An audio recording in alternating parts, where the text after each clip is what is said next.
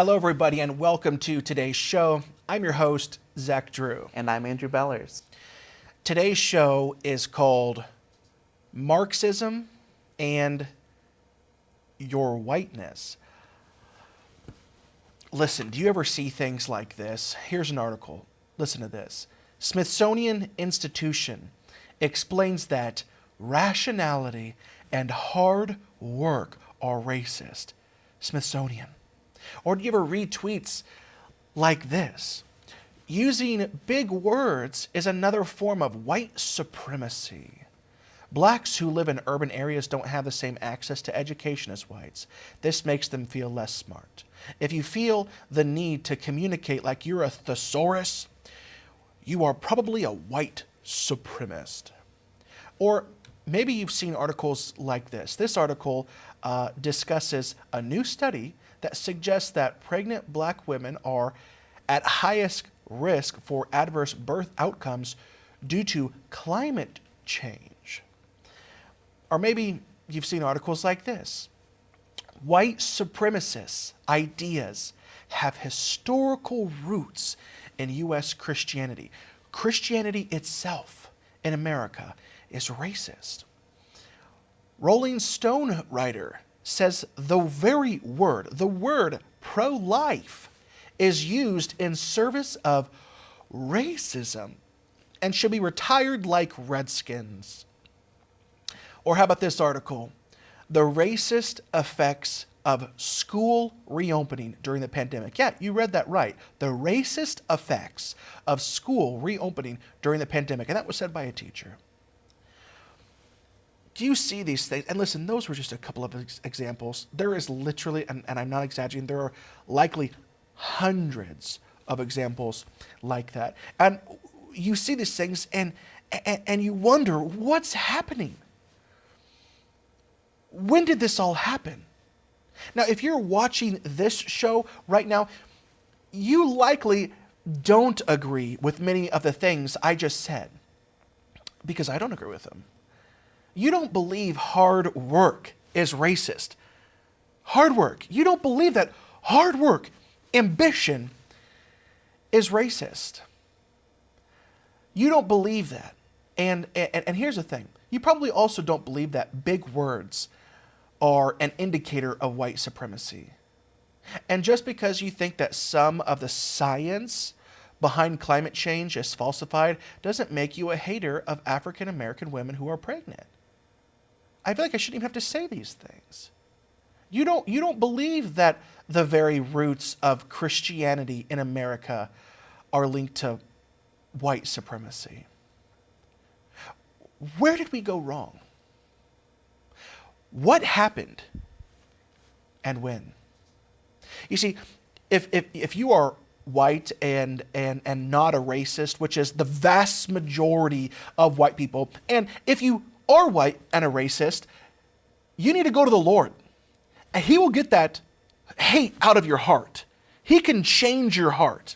But if you are white and you're not a racist, like the majority of white people in America, and you love every color, have you ever felt pressured to feel ashamed about your whiteness? I know that I have felt the pressure. It's the pressure that I'm supposed to feel ashamed about my whiteness because possibly your ancestors who lived a long, long time ago did horrible things. Listen, this isn't pitting races against each other. This is what this show is about. This is a show right now. This show is attacking Marxism. That's what it is. It's attacking Marxism. There are basically 7 different cultural pockets that Marxism pits itself against. And we'll be explaining some of that on today's show. But before I continue, I want to read a scripture for you, just so that we remember this. In Ephesians chapter 6, verse 12, it says this: "For our struggle is not against flesh and blood, but against the rulers, against the authorities, against the powers of this dark world, and against the spiritual forces of evil in the heavenly realms." Our battle, and never forget it, whenever you're feeling angry against a people group, know that you're in error. You are in total error. Because our fight is not against flesh and blood.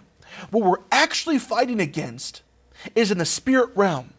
The control that darkness has. Yeah, absolutely. And not even just a people group. If you're angry at people, even if you see our leaders like in Congress and you feel hatred or anger towards those people, just understand that if you are not of the Lord, if you don't walk in the Spirit, then you're following the spirit of this world, and that is where a true enemy is. And so there is half of the country is going to get mad at me for saying this. You see, this is Marxism at its finest, and I'm going to be breaking down for you how this is Marxism, because Marxism in the country today is setting itself against something called the cultural hegemony. Now, that's a system. That's the racist system. And if you're a part of that system, you are racist. Now, understand that you yourself might not be racist, but because you are a part of the system, you are racist. So now we have racism without a racist. And the target, you see, Marxism, it's targeting right now in America 7 different pockets, if you will. Yeah. And 7 of those pockets, and so if you're feeling down and out because you're white, maybe because you're male, maybe because you're American, maybe because you're cisgender, which means you identify as either male or female, maybe if you're feeling down and out because you're straight or an able-bodied person, or if you're a Christian, understand that it's all strategic Marxism to make you feel that way. Yes. Strategic Marxism. You know what? Before I get in and breaking it down to you, I need to read an article for you, okay? This is gonna, here we go. Video. This is a Black Lives Matter activist, okay? So the article, the headline reads, Black Lives Matter activist calls for abolition of United States as we know it. So understand what she said was not to come against systemic racism or police brutality, but the real MO of the organizers. Because there are a lot of, once again, there are a lot of well-intentioned people that are peaceably protesting in the Black Lives Matter rallies. But I'm saying that they have been exploited. They've been exploited for political gain on the left. They're being exploited by Marxism. Yeah. And that's what we're trying to expose here today. Listen, so you have a Black Lives Matter activist calling for the abolition of the United States as we know it. So I'm going to play, this is a very short clip. And Andrew, you watch this clip. Yeah, it's insane. It is. And I'm going to be breaking it up for you. Should we run it one time all the way through, or should I break it up first? Maybe run it through. Okay, so let's go ahead right now and run the entire clip all the way through. Go ahead and play that clip. Hi everyone. As many of you know, my name is Lilith Sinclair. I'm an Afro-Indigenous, non-binary local organizer here in Portland, organizing for the abolition of not just the militarized police state, but also the United States as we know it. I want to make sure that while we are standing here on stolen land, we make sure to do a land... Okay, so there you have it. There is a lot of things in that video to break down. First off, so understand that she starts off by saying, hi everyone, as many of you know, my name is Lilith Sinclair. So play that part. Hi everyone, as many of you know, my name is Lilith Sinclair. So by her saying that, what she is saying is she is popular. Right. As many of you know, my name is Lilith Sinclair. So she's not a nobody, so to speak. She's well known in the community. Exactly.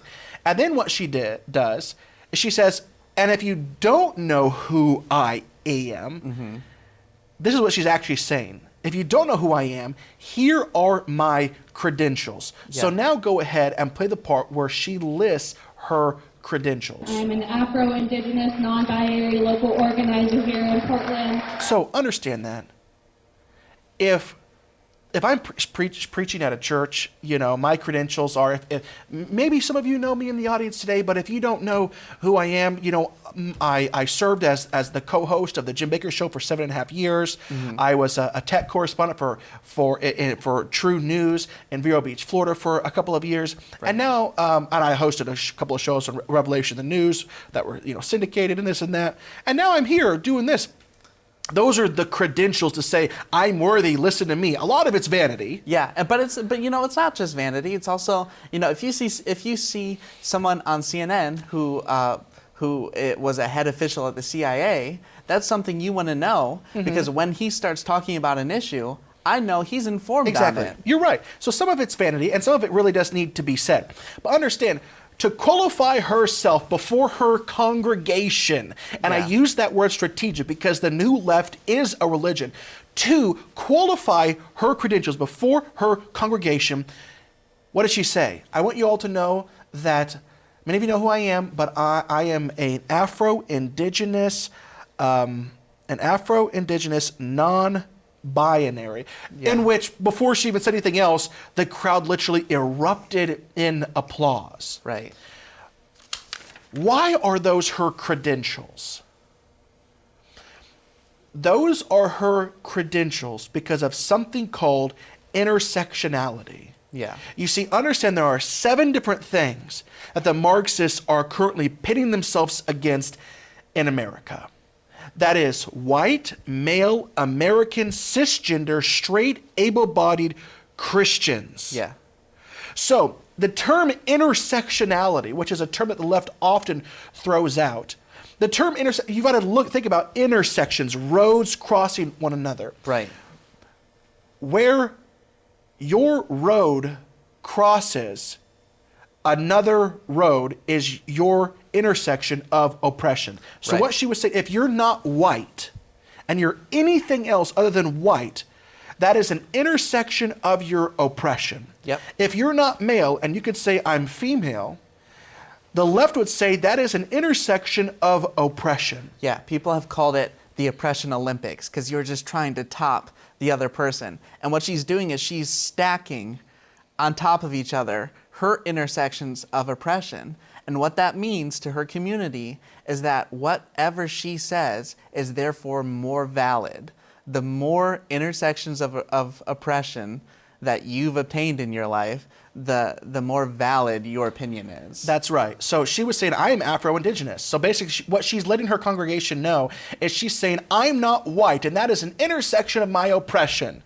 Also, another one of those 7 is I am not cisgender. I do not agree that I am either male or female. I am non-binary, another intersection of oppression. Right. Eruption of applause. Yeah. Because so what she should have actually said was, hello everybody, I'm Lilith Sinclair and I'm a local organizer. Right. But instead of it's, hello everybody, I'm Lilith Sinclair and I'm an Afro-Indigenous, non-binary, that's like saying, hello everybody, I'm Zach Drew, I'm white, and also let me tell you a little bit about my sexual history. It's like, if I'm in a car, I mean, people's mouths are going to drop and hit the floor. Like, they're like, what is he talking about? That doesn't make any sense. It's so irrational. Well, don't forget, to be rational is racist. Right. And hard work is Right. racist too. So you got to understand, this is classic cultural Marxism at its finest. So I'm going to go ahead and just read what the additional points that she was making. So, hi everyone. As many of you know, my name is Lilith Sinclair. I'm an Afro-Indigenous, non-binary local organizer here in Portland, organizing not just for the abolition of militarized police state, but also the United States as we know it. I want to make sure that while we are standing here on stolen land, you know, and then she goes on. So, that is the real MO of Black Lives Matter, is to destroy America as we know it. And you know what, and just for those of you that still don't believe me, I want you to listen to this quick clip. This is the co-founder of the Black Lives Matter movement, Patrisse Cullors, admitting in 2015 in an interview that she and her other co-founder are trained Marxists. Here you go.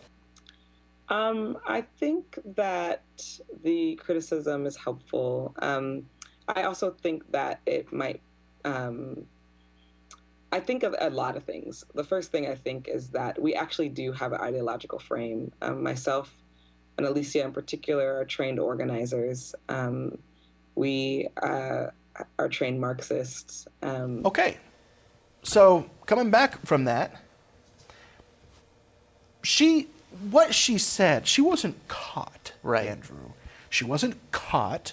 It wasn't like, she said that she was a trained Marxist and it was back in 2012 on Twitter and someone found the tweet and now the tweet's gone because she's embarrassed and apologized and this and that. No, it wasn't like that either. It's not like Project Veritas where they caught the leader. There's no undercover video Yeah. camera where she's like, actually, we're trained Marxists, but Right. No. She's literally just, so hello everybody, and by the way, we're very trained. We're trained Marxists. It's proud of it. It's out in the open. It's you understand that. I mean, my goodness. So, whenever you have the leader of Black Lives Matter say that she is a trained Marxist, it's very important to understand at least the basics of Marxism. So, this is just 101.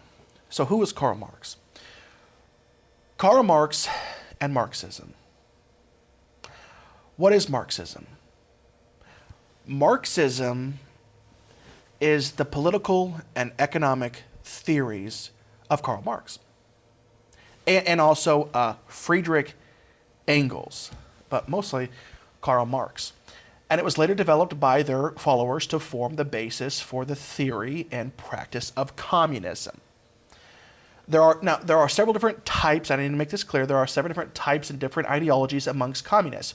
But when one says, I am a Marxist, they are subscribing to Marxist communism. Now, communism, it was all about class warfare. The working class, which is the masses, which they were called the proletariat, which we don't use the word proletariat in bourgeoisie today, but it was all about the proletariat, the working class, pitting itself against the bourgeoisie, the few that control everything. Now, Karl Marx saw capitalism as oppressing the masses. He also saw religion as the opiate of the masses. That allowed them to be oppressed by capitalism. So, not only is capitalism oppressing the masses, but it is religion that is allowing them to be oppressed by capitalism. So Marx was atheistic. He was a hardcore atheist. So the goal of Marxists in America is to get us to an atheistic, post-capitalistic society. And that will only be possible. Remember those articles that I said that I mentioned in the beginning? Where's my format? Here, I'm ready to read from it. The rationality and hard work are racist. Using big words, if you use big words, you're a white supremacist. New studies suggest that black women, listen, if you don't agree with climate change, you're a racist. Okay? Things like Christianity is a white supremacist religion here in America. Yeah. The word pro-life, saving babies, it's a racist thing. And to open up schools is racist. All of it's Marxist. The goal of the Marxists in America is to destroy the cultural hegemony. I need to define this term for you. The cultural hegemony. Cultural hegemony refers to domination or rule maintained through ideological or cultural means. It is usually achieved through social institutions which allow those in power to strongly influence the values, norms, ideas, expectations, worldview, and behavior of the rest of society. Now, according to cultural Marxism, those who are in control of all of those things are made up into 7 groups. And I'm repeating myself, and it's on purpose so that you remember it. White, male, American cisgender, which remember that means you either identify as male or female, straight, able-bodied Christians. In the liberal mind, you are the enemy if you are a part of that cultural hegemony. Mm-hmm. And as Vodi Bakum, and Vodi Bakum is incredible. And so I was listening to one of his speeches about this, and we'd been working on doing a show on Marxism, and for the last probably 3 weeks we're building up to this point. Yeah. And then I watched Vodi Bakum's speech on this, and it was just absolutely incredible. And for those of you that don't know who Vodi Bakum is, he is, and if race matters, and apparently it does with everything that we say now, yeah. he's an African American man who was born in South Central Los Angeles, raised in a single family home just by his mom, who was a Buddhist, and then he finds God, and he is a scholar of scholar. I guess really his emphasis right now is cultural apologetics, but he holds a degree from Houston Baptist University. He has a master's degree from Southwestern Baptist Theological Seminary. He has a doctorate from the Southeastern Baptist Theological Seminary. He has another doctorate from Southern California Seminary. And then he even has additional postgraduate study at the University of Oxford in England. I mean, this man is incredible. Yeah. And according to him, remember the 7 things: white, male, American, cisgender, straight, able-bodied Christian, because we had 6 of them. I'm listening to Vodi's talk on it, and he went through that list, and he added able-bodied. I'm like, oh my gosh, that's so true. Able-bodied is totally on that list. Mm-hmm. So if you're white, if you are not white, male, American, cisgender, straight, able-bodied Christian, so everybody who is not that is a minority, according to them. Right. And everybody who is not that, any of those 7 things, is a victim of that cultural hegemony established by those individuals. Which means everybody who is not that, and this is a quote from Vodi, which means everybody who is not that, any of those 7, is at war with that. That is what we're seeing in America. Yeah. And everybody who is that, white, male, American, cisgender, straight, able-bodied Christian, is privileged.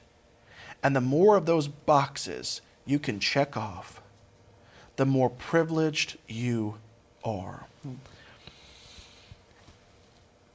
Patrisse Cullors, Black Lives Matter co-founder. Yeah. She's the local organizer. She is a co-founder. I mean, she's an activist. Right.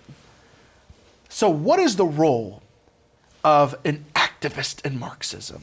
According to Stuart Hall, who was a famous British Marxist, sociologist, cultural theorist, and political activist, the activist job, and my gosh, you're going to identify with this, the activist job is to identify and exploit these cultural pockets, the 7 things. Build a radical counterculture within the shell of the old society and wage the struggle for a new cultural hegemony. So, what is it saying? You need to exploit the 7. So if the first one is white, so Right. if you are not white, if you are anything other than white, according to Stuart Hall, those people must be exploited within the shell of the old society to wage war against the cultural hegemony. Yeah. If you are not male, you are going to be exploited by the left. That's why you see these radical feminist movements. It's because of exploitation. It's a counterculture. If you are not American, if you are not cisgender, let's talk about cisgender and straight. Cisgender, 78 different genders now. If you're not straight, LGBTQ, what are they doing? if you're not cisgender, if you're not straight, they are using the LGBT community, exploiting them for their Yes. gains. And it's all to destroy America. Yeah, and the big one actually is Christian, because when we're talking about white culture, typically what they're actually talking about is Christian biblical culture, and it just happens to be that the majority in the country is white. But that's really when you look at the culture of the United States, it is biblical, and the counterculture is anti-biblical. And there's going to come a time where light bulbs are going to go off in people's heads, and they're going to realize, oh, it's not just because people are white. It's not just white culture. It's not just males. It's not just any of the 7 on this list. It's actually God. He's actually the enemy. It's actually the Bible. It's actually Christians. They're at the top of the list. That's right. And then they're going to start making war against the saints. Exactly. It starts off with male, American, cisgender, straight, able-bodied, but there's a reason that Christian is the last one, because that is going to be the final war that is waged. I'm going to end with this. There is a lot more, and we'll save some for next week, because there's a lot more that we couldn't get to. Martin Luther King Jr. Think about Marxism. I feel like he'd be rolling over in his grave right now. Yeah. You are no longer identified by ideas or your character. You are identified by what tribe you belong to. That's literally the exact opposite of the Martin Luther King, that famous quote from the I Have a Dream speech. Right. What did he say? Here's the quote. I have a dream that my 4 little children will one day live in a nation where they will not be judged by the color of their skin, but by the content of their character. That they won't be judged by the color of their skin. Now that is the only thing that we are judged by. Yeah. Where it's saying no, that we ought to be judged by the content of our character. No, now we are judged by whether you are white or not, male or not, American or not, cisgender or not, straight or not, able-bodied or not, Christian or not. Yeah. Whenever it should be about the content of their character. We are totally out of time for today. Listen, please support this show. Go to zachdrewshow.com, click that bright orange donate button, or you can write us. All the information is on the screen. We need your help for the monthly support. You know, we have the money that we needed for the studio. All of that is gone. And, you know, people sometimes forget that it all comes in and now it's gone. You're looking at the miracle. That's why we're sitting here in this studio. But what we need is monthly recurring supporters to continue the work that we're doing here. Yeah. God bless you. We love you, and we'll see you next week.